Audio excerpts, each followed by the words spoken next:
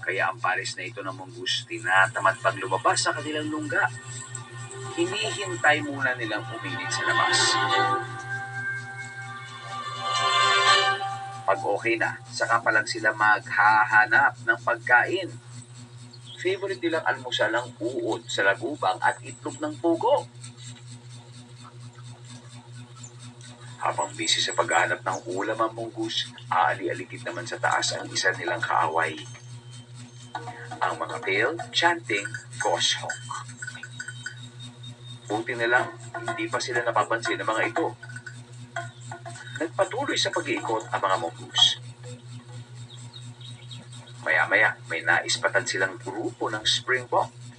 Pag maraming springbok, marami ring dumi sa paligid ng favorite naman ng mga beetles.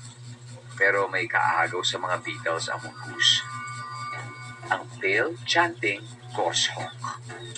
Nang dumating ang isa pang ibon, nagpasikat ang mongoose. Ibinandera nito ang kanyang buntot para magmukha siyang mas malaki at mas matapang.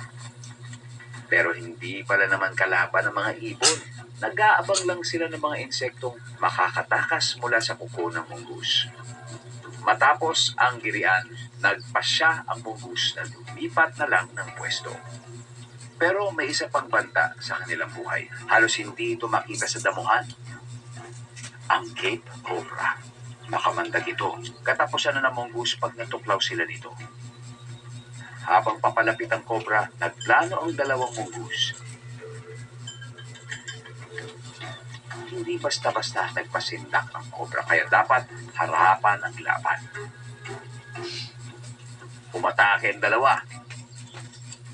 Nakorner nila ang ahas. Sa bilis ng kanilang panga, hindi na ito nakatakas. Iba-tiba na naman sila.